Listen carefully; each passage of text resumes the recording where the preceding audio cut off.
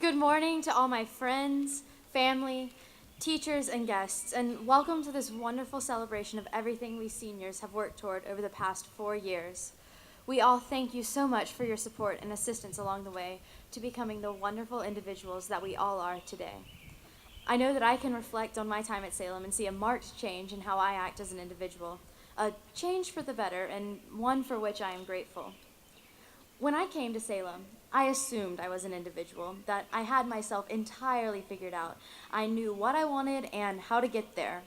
The there being President of the United States and the how being a decorated naval officer. And now I know very little about where I want to go and even less about how to get there. But I know it will be great, and I know that I am an individual, firm in my convictions and in my self-worth, unapologetic for being who I am, and thrilled to be myself. It seems an easy task to be yourself, an oft-repeated aphorism to children, teens on first dates, or even high school students headed off to college. But actually managing to be yourself in today's world, it proves an incredibly difficult task.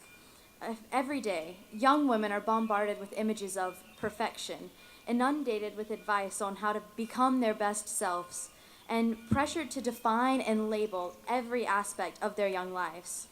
With this kind of interference, it's almost impossible to just be yourself. Coercion from the media and pressure from peers can often change the course of one's behavior, diverting one's path.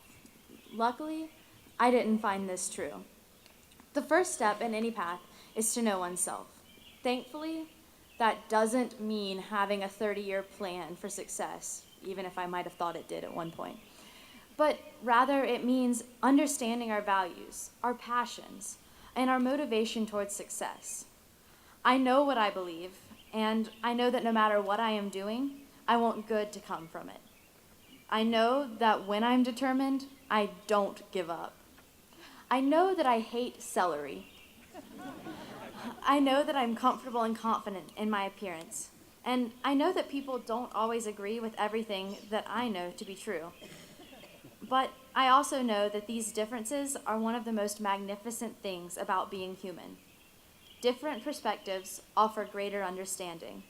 The more we are able to understand, the better we are able to define the path that we have set for ourselves, to show confidence by being who we are, to be unwilling to let the malicious influence of others change our paths. Granted, paths change on their own. Freshman year, I never imagined I would have the types of friends, the experiences, or the knowledge of the world that I've amassed over the past 4 years. At the beginning of this year, I didn't even plan to apply to the college I'll be attending next year. A divergence in my path I feel sure that God planned. This openness to change for the good, while resisting forces that compel conformity to some arbitrary norm, is what has allowed me to achieve. It takes strength to ignore those that would have us feel wrong in pursuing what we want, no matter what that desire is. But if we know our aspirations are for good, and that they are something we know we deserve, how can we not ignore negativity and continue to chase our ever-evolving dreams? If we manage to be ourselves, separate from the pressures of society and others, surely we will all find success and happiness with ourselves. Thank you.